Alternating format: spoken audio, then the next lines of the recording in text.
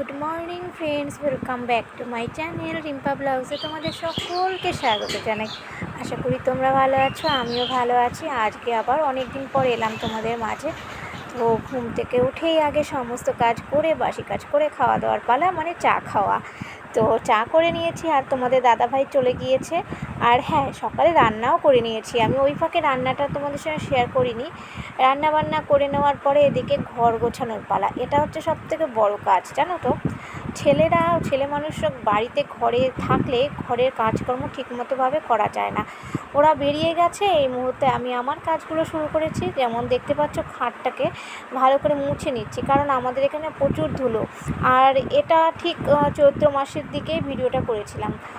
সেই সময় তো সংক্রান্তির আগে আগে তো ঘর মোছা, পরিষ্কার করা, ঘর ঝাড়া এগুলোই কাজ চলে।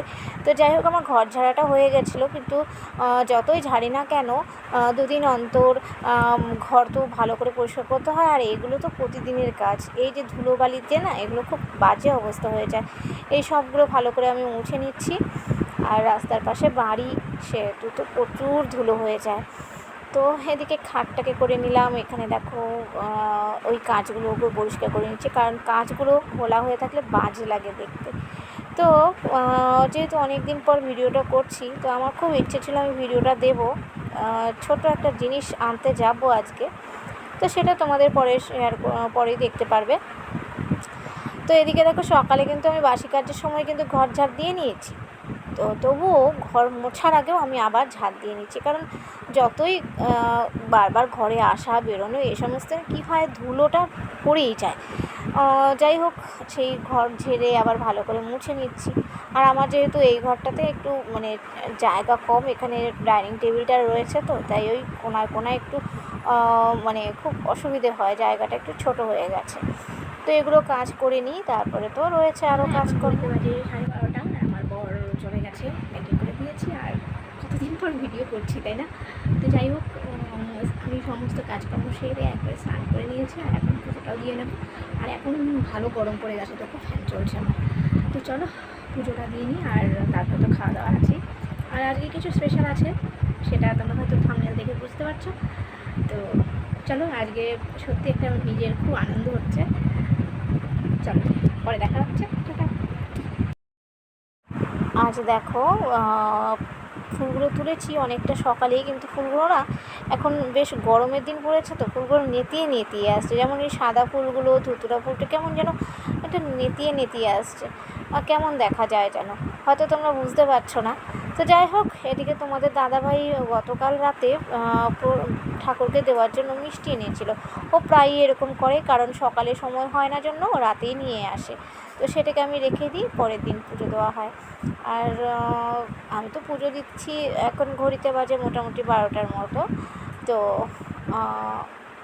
ঠিক বলতে পারছি না, যাই হোক, হ্যাঁ ওরকমই হবে, হয়তো 12টা, 12:30 এরকম।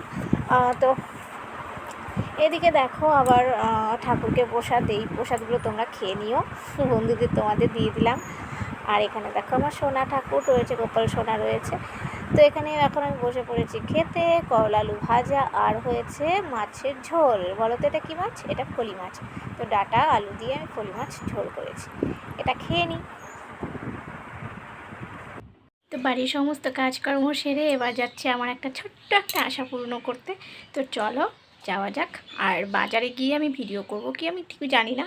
তো যাই হোক, আমি যদি না ভিডিও করি বাড়িতে এসে অবশ্যই দেখাবো কী জিনিসটা আনতে যাচ্ছি। তো আর লেট করছি না, এখন বিকেল হয়ে গেছে। দুপুরবেলা যাই না, কারণ দুপুরে এখন প্রচণ্ড রোদ। আর একে তো এখন সেলের বাজার চলছে, প্রচণ্ড ভিড় বাজারে।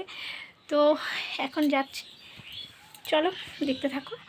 আর এসে তো তোমাদের সাথে শেয়ার করব।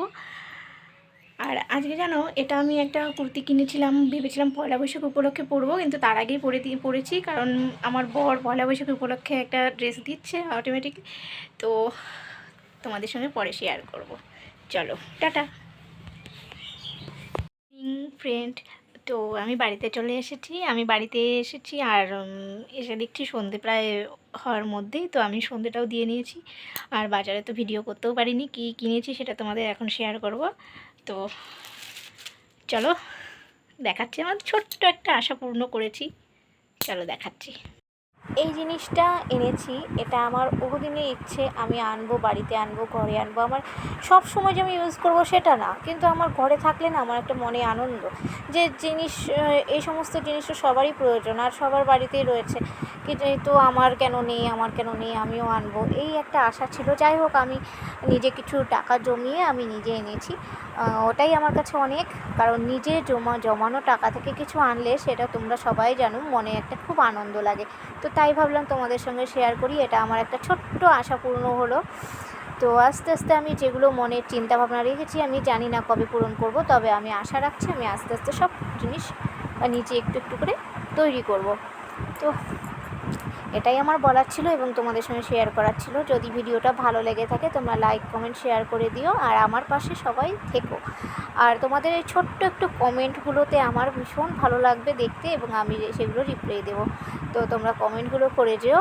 চলো আজকের মতো এখানেই শেষ করছি, টাটা বাই বাই, ভালো থেকো সবাই।